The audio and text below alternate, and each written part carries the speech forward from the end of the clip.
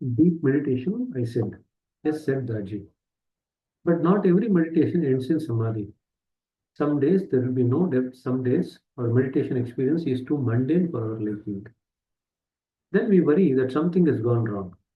This shows our unfamiliarity about the path.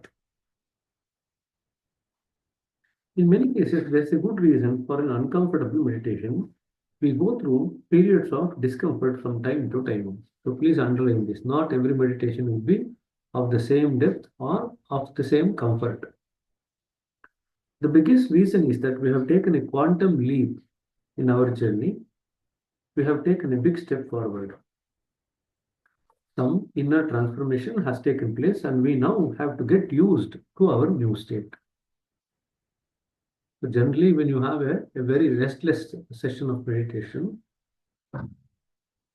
especially with the perceptor, it just indicates that a big inner transformation has occurred. More deeper cleaning has occurred. You move from one level of consciousness to another level, or you move from one sub point to another sub point, or one point to another point. So something has changed in you fundamentally, and you have to now get used to it. When you are going to get used to it, you will have some difficulty initially. It's like moving to a new country. You will have difficulty. You have to get set there. You have to become familiar with that country. Or reading a new chapter. You are well versed with the previous chapter, but in the new chapter, you have no idea what is there. So now again, you have to get used to a level of familiarity and comfort. What do you mean? I asked. So Joshua Pollock is like any one of us. So anything that he does not understand, he'll say, "What do you mean? You tell me this. You tell me that." Otherwise, Daji will go on saying so many things. So he stops Daji and says, "It's like moving into a new apartment," said Daji. You walk into your room and fumble for the light switch on the left side, but now it is on the right. It takes time to get used to your new surroundings. Okay. The best approach is to refrain from judging our meditative experience and the states of being that they create in us. Instead, be like a passenger on the train, simply observing the passing scenery. Now, you should not get entangled in judging every meditative experience, or you should not judge anything at all. Right? Somewhere you have to be moderate in that also. Many meditation sessions gives us a clue. So if you are able to kind of pick up the clue in a very light manner, it's okay. But if you are not able to pick up the clue, then also it's right. But that does not mean to say that you should not try to pick up the clue. Many people do not even try to pick up anything. That's what happens. And they use this. Oh, no, Daji has said um, you should be like a passenger on the train, simply observing the scenery. So I will not pick up anything. No, that's not what he's written. The very fact that he's written this whole book is because he's actually observed so many things. If he also had not observed anything, he would not have written this book at all. Right? So that's a wrong fallacy to say that we will only be observing like a scenery, we will not get involved in anything. That's not right. So you need to moderate that also. Okay. It's something like this. You get a blood test, and then after the blood test, you say that I'm going to refuse to interpret your results. You take the report to the doctor. The doctor says, "No, I don't want to interpret your results. You got your blood test done, and that's it. Okay, leave it." Will you be happy with that? You will obviously ask, "You tell me what is wrong with this. What is right or wrong? Is it okay?" Don't you think we'll ask? So something similar. Okay. On this journey, many scenes do pass by our window. We already spoke about the how our experience reflect our inner state. So please underline this. Our experiences reflect our inner state. How our anger and ego gives us to bad experiences, and how our kindness and humility gives us to blissful experiences. But there is a far deeper nature that we all share, a divine nature. This is our hidden nature, and it's a changeless nature.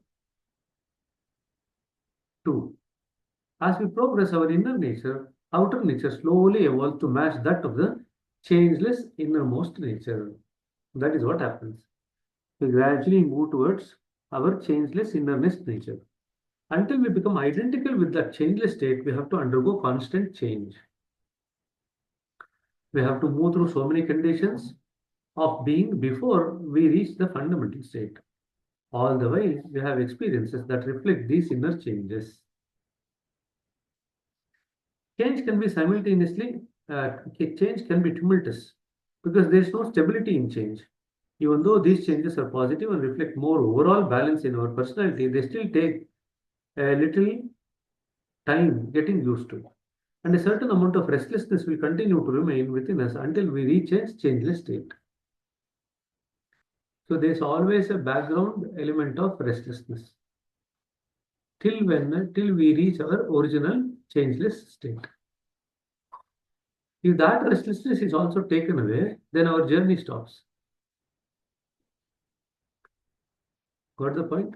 So we always need to have a background element of restlessness. However nice we might feel, we always need to be aligned to the goal. The goal is to reach that eternal changeless state that we all carry within ourselves. Till that time, we will have to undergo the change. But there are times in our journey where we feel very nice about where we are and we want to be there only. Okay. Now, if your alignment to the goal is strong, it will not allow you to stay there. However nice the condition may be. You'll say, no, this is not your goal, move forward. Okay. It's like that you are in 10th and you have to get good marks in 10th. Now, there are certain chapters in maths that you like. And you will tell your teachers, forget about maths. I like these chapters. I'll keep doing these chapters again and again. I will not study the rest of the maths. I want to just study this chapter only. Okay, suppose you take a liking to trigonometry and you say that you want to go deep into trigonometry. But you will say, I don't want to study the rest of the portions in maths. What will happen to your score in the exam? Something very similar will happen to our journey. So we forget our goal is to pass the 10th, not become a professor in one chapter. Right? So likewise, if you get entangled in one condition, you will not get the length and breadth of the states that you have to pass through while reaching the goal. So however nice the condition might be at any particular point, our alignment should always be in terms of the goal. Okay, that's the reason why Babaji has written goal as the first chapter in after religion. The goal is the first chapter in reality at dawn. So first he wants you to be clear about your goal. Then everything else will fall into place. If we are not clear about the goal only, then we don't know. If we are clear about the goal of passing 10th or clearing 10th, then that is the stage. Then everything else will fall into place according to that goal. In other words, you will not go into excess of anything and get entangled. Okay? Somewhere along the way, in the midst of all our experience, we stumble upon the source of all these experiences, the inner cause of our transformation. So what is the inner cause of our transformation? Which is the source of all these experiences. That moment is important one. Your heart melts in gratitude and you are so moved, you see, you fall in love with your inner being. So it's this inner source or inner being that is the reason for the transformation that you are going to undergo. And once you touch that, you are in gratitude. You are so moved that you don't want anything else in life. You're very happy. You're very settled. Okay. And then you feel, at last I entered a very nice path. Okay. Now your focus shifts. You can no longer care about experiences. Now, once you touch the divinity, even if it's in the periphery, you are no longer worried about the experiences. You no longer care about peace or happiness or any passing condition. Why do we want peace when we have the peace giver himself? You no longer care about transformation either. Meditation now becomes an act of love, pure and simple. It's not about getting anything or experiencing anything. It's about only love. So please underline. So when does meditation become only about love? Once we have touched that inner being or inner source. Till then, we are more worried about the experience, or till then, we are worried about the conditions that we pass through, experience and condition. But once we touch that innermost core of divinity, then we are no longer worried about any experience or passing condition. Meditation becomes pure love. It's an act of love then. So this is a question that they'll ask you. When does meditation become an act of love? Initially, we spoke about meditation as a path of experience. Then we spoke about meditation as a path of opening up conditions. Now, meditation has become an act of love. This cannot be forced. It happens by itself naturally. Often, we don't even notice that it has happened. Somewhere along the lane, you fell in love with it without even realizing it. It's like a girl who realizes that she's been in love with her friend for years without even knowing it. One day you'll realize it. Okay? ಭರತ್ಗೆ ಈಗ ಖುಷಿ ಆಗ್ತಾ ಇದೆ. At last I have given a chance to realize my love.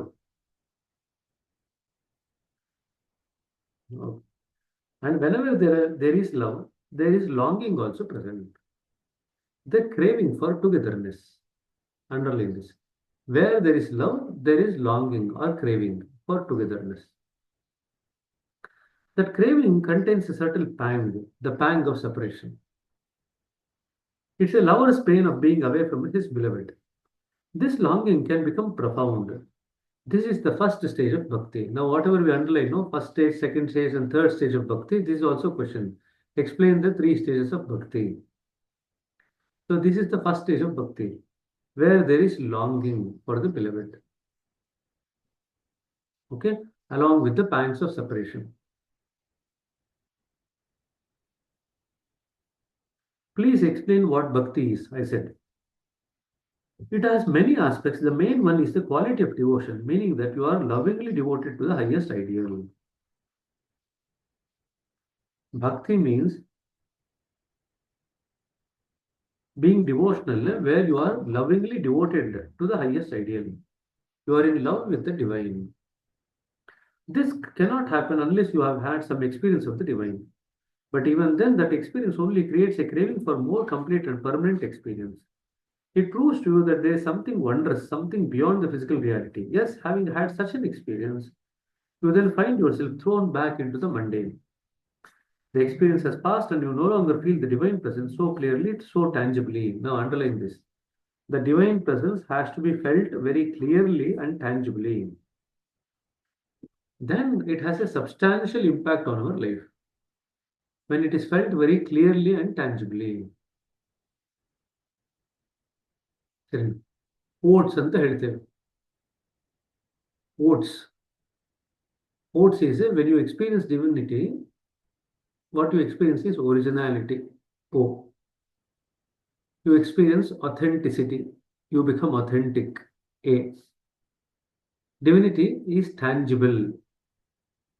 And S is divinity is substantial. So these are the four qualities that you start experiencing once you touch divinity. You become your original self. You become your authentic self. Okay? The experience of the divinity is something very tangible, palpable, and substantial. You cannot deny that experience. It's very clearly felt. That's why Raj is talking about it should be very clearly felt. And it should be tangible. Okay? It was only a glimpse.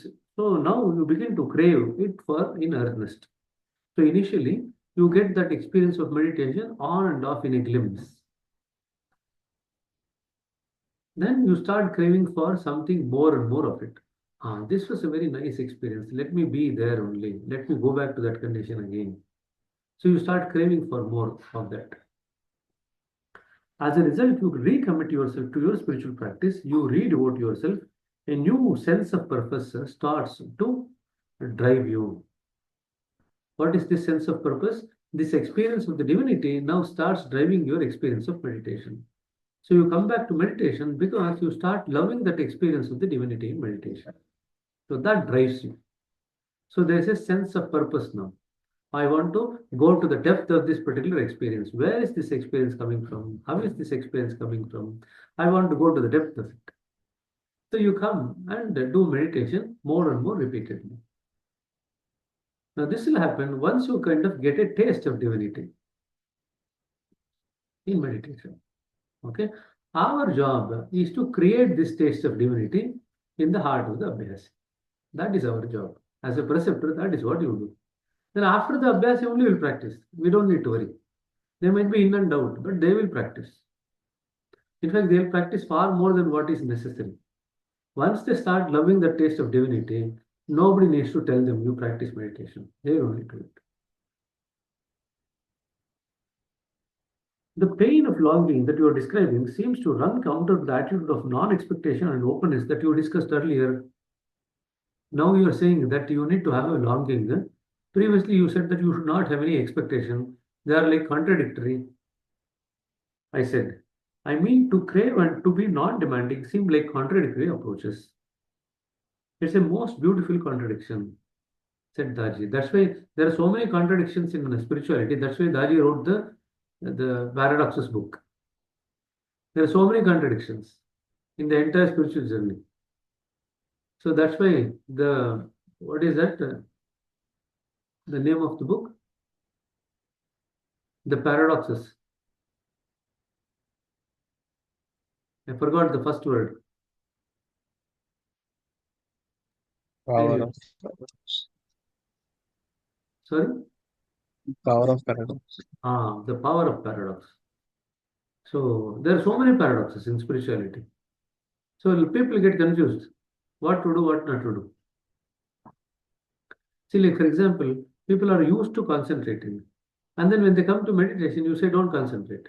Then they are lost. They don't know what to do. Right? They're used to handling things in a certain way in material life. And now they have to change the way that they handle things in spiritual life. Now that itself is a big paradox for them. How to do it? It becomes a dilemma. In material life, we go behind every thought that we get. In spiritual life, we say, don't go behind any thought. Then you are lost. In material life, we go behind every emotion. In spiritual life, we say, don't go behind emotion. Again, you don't know what to do.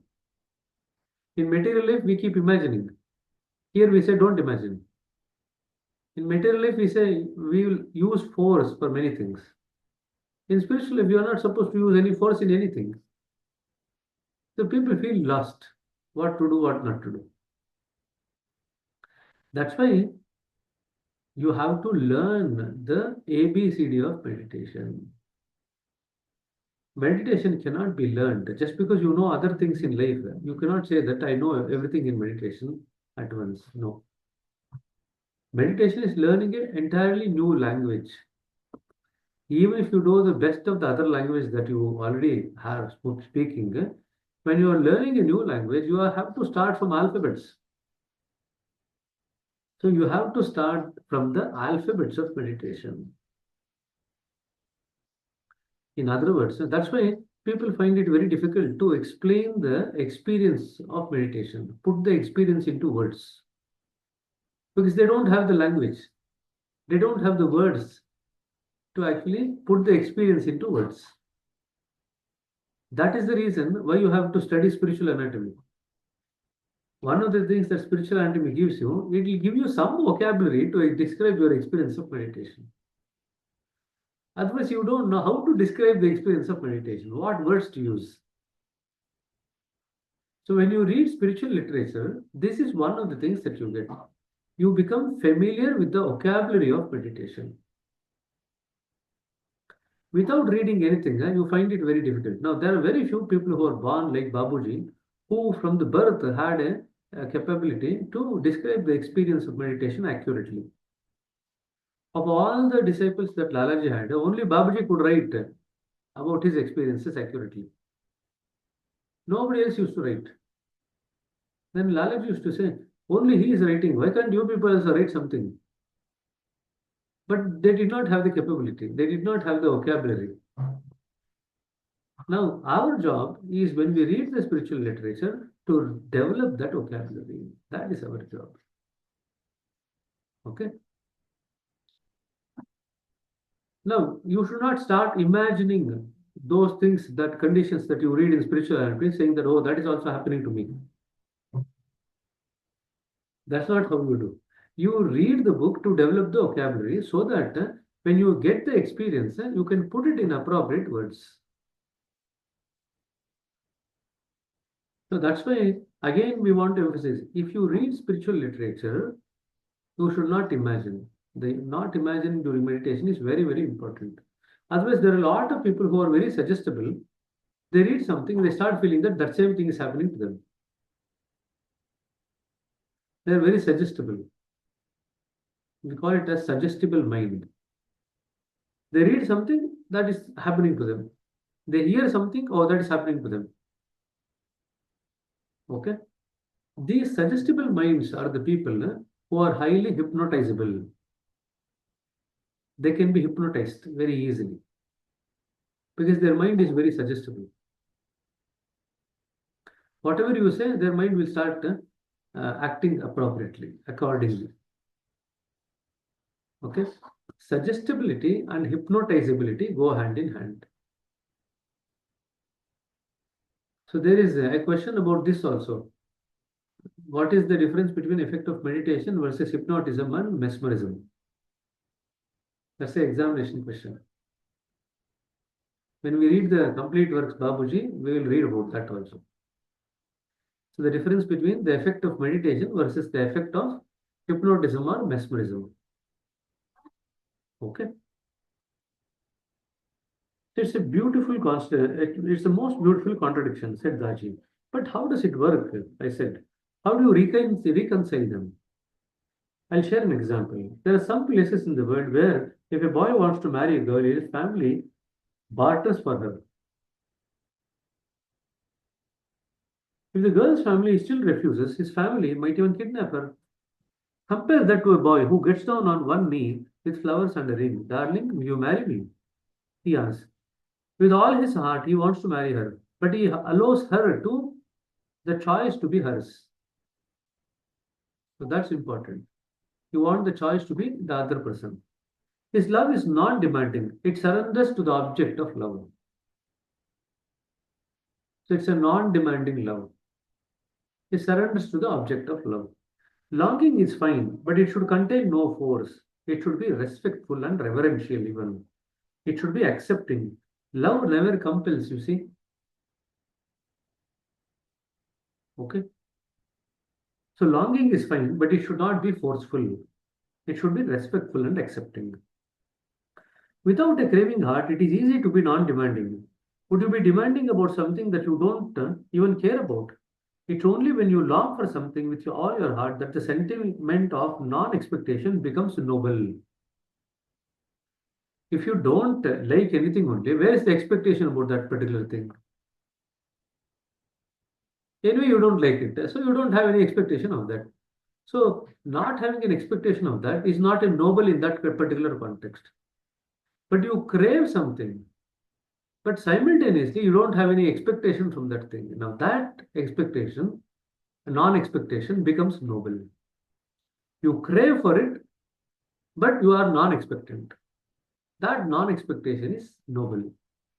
When you don't crave anything, where is the question of expecting that? You don't expect at all. Right? It's only when you long for something with all your heart that the sentiment of non-expectation becomes noble. This is the second stage of bhakti. So there is craving, but there is no expectation, there is no force involved. There is some degree of surrenderance to the object of the bhakti. That's the second stage. In the first stage, there is a longing and there is a pang of separation. a craving for togetherness. That's the first stage of bhakti. But even in spite of that craving or longing, you don't have any expectation. You have a non-expecting, non-forceful attitude or an attitude of surrenderance. That is the second stage of bhakti. Can you see the difference? So, in the first stage, the non-expectations and the surrenderance or the lack of force has not yet developed. You still feel that you are okay to be forceful in the first stage. When the bhakti matures now, you realize that it's not okay to be forceful. When you realize that it's not okay to be forceful, you start developing surrenderance. Okay? So there's a very subtle difference between the first stage and the second stage. You accept everything that comes your way from the beloved in the second stage. In the first stage, you question it. Why can't it be like this? Why can't it be like that? But in the second stage, you accept everything that comes your way because there is an aspect of surrenderance in it to the beloved. Okay? In the first stage, there was love and longing. In the second stage, there is still love and longing, but there is also a graceful acceptance of your situation, whatever it may be. So that's the second stage. There is some degree of acceptance, non-expected, non-forceful acceptance. So this is surely we have had many exams where this question was there. Explain the three stages of bhakti. Now you can come in a closed book also, open book also. So you need to know. Acceptance is a cheerful thing. You see, there is no such thing as grudging acceptance. You are either grudging or you are accepting. You cannot be both. Acceptance is from the heart. You cannot force yourself to accept a situation that your heart is rejecting from inside. In real acceptance, there is joy. So it's called as joyful acceptance when it is coming from the heart. Even if the girl you love says no, you are still happy. Love does not exist for the sake of receiving anything in return. That would be sacrilege. Rather, it exists for its own sake. Please underline. Love exists for its own sake. We are not expecting anything out of love. Love for love's sake. And now people have made that meditation for meditation's sake. That's wrong. Meditation is there for the sake of reaching a goal. Meditation is not there for the sake of meditation only. Now people apply some principles wrongly in different places. Love for love's sake is fine, but meditation for meditation's sake is wrong. You are not meditating for the sake of meditation. You are meditating for the sake of change to reach your changeless state. That's why you are meditating. No. Master said that you just do meditation, everything will be fine. Master also says many things in the Guru chapter. When we read the Guru chapter, we will be surprised how blindly you depended on the Master without doing your part. He clearly puts the onus of the journey on the Abhyasi. Who is the primary determinant of the journey? It is the Abhyasi, not the Master. If the Abhyasi wishes for the journey will occur. But if the Abhyasi does not wish for the journey, they might be meditating all day, but nothing much will happen. Okay, the onus of the journey is entirely on the Abhyasi, not on the Master. Okay, Master can facilitate the journey if the Abhyasi wants the journey. Master himself will not start the journey if the Abhyasi does not want the journey. See, Master cannot be forceful. That's what we are reading. In love, there cannot be force. So if Master loves you, there cannot be force as well.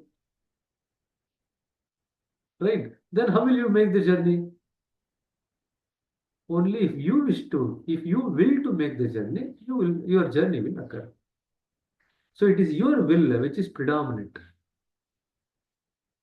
I keep telling your will can override the will of God, override the will of Master, override the will of nature. All the three wills put together is powerless in front of your will. That is the amount of strength that your will has got.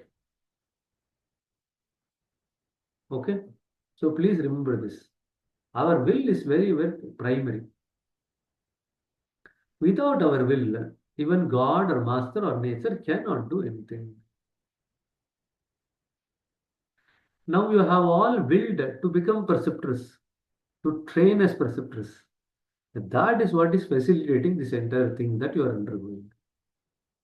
If you had not willed, none of these things would have manifested.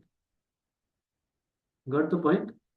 Now, we actually underestimate the will, but without will, nothing happens in life. Now, Bharat told me that he is getting married shortly.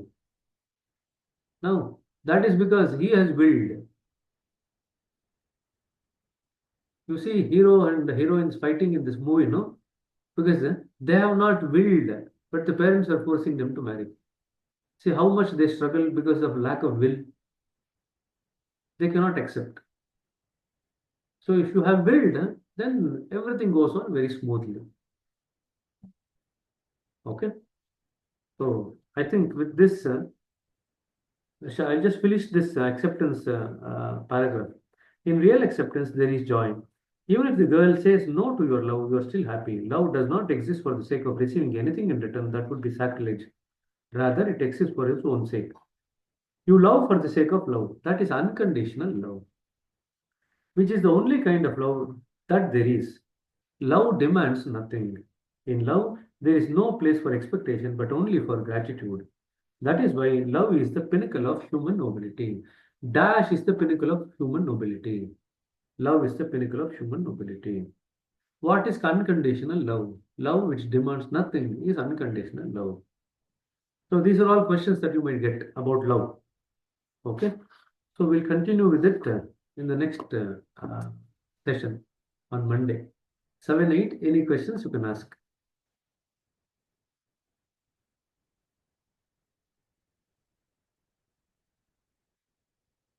We have not come to the final stage of bhakti.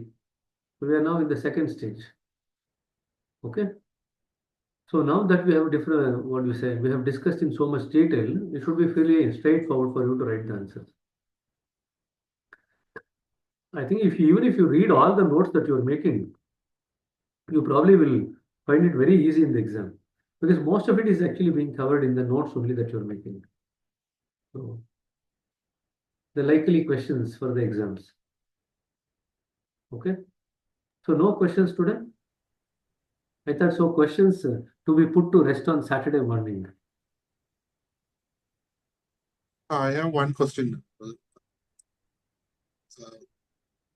Is it right to say that no desire is the cause of all the samskaras? Then what is that is called thinking? Does thinking create samskara? If there is no samskara, it's like a cycle.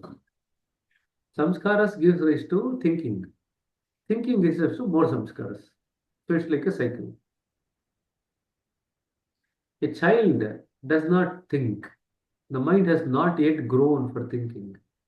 So they don't create samskaras out of thinking.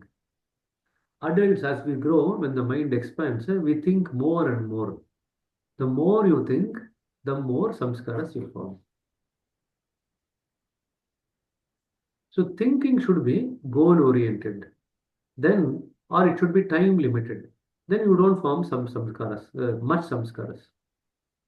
The trouble is, we have developed a habit of thinking all the time without being goal-oriented or time-limited. That is what is giving rise to samskaras. In fact, Babuji writes in the complete works, you know, when we form more samskaras, we form more samskaras during our leisure hours, not during the work that we do. During our leisure hours, we actually form more samskaras. What do we do during the leisure hours?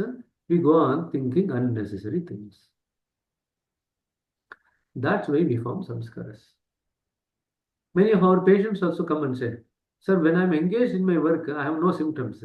The moment the work is over, I get all the symptoms back. That's the first stage in the mental illness. In the second stage, the symptoms are there even when they are working. In the third stage, the symptoms become so overpowering that they cannot work. So that is what happens. 3 stages. So in the first stage, when they are working, when they are engaged, no symptoms. Second stage, even when they are working, they are aware of the symptoms, but they are still able to manage to do the work. Third stage, the symptoms are so overpowering that they cannot do their work properly. The work is now the casualty. They become dysfunctional. Okay. So thinking is the fundamental thing that actually creates emotions. We will read about it. How do we actually create samskaras? What is it that we need to be aware of? Is it possible to lead a life without creating samskaras? Yes, definitely it is possible. Once you understand how the samskaras are created, you can lead a life where you don't form samskaras. Then at that time, the only thing that you need to do is get rid of the old samskaras and you are done. Your journey is over. So it's easy and practicable to lead a life without forming samskaras. Don't think that it's a very, very vague thing. No. You can easily lead a life without forming samskaras. It can happen because of your spiritual journey, or it can also happen because of your conscious awareness effect.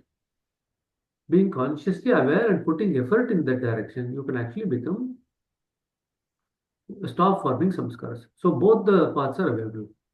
One, it can happen because of your spiritual journey. When you reach a certain stage, the formation of samskaras decreases substantially. Second thing is, even when you are at a stage where the samskara formation can occur, if you are consciously aware, you can actually lead a life with very minimal samskara formation. So these are the two ways. Okay. Krishna led a life without forming any samskaras. Best example is Krishna. He did not form any samskaras. Although he led a full life. He lived 125 years. Not a short time. Okay. Sari hagadre. Anything else? If there is anything else, you can message me. We'll ponder it on Monday. Okay. No problem. Thank you very much for your time. Have a nice day and weekend. We'll catch up on Monday. Okay. Take enough rest. You had a lot of things going on through the week. Weekend is like kind of recuperating. Just take enough rest. Okay. Okay then. Bye then. Thank Namaste. you. Thank you.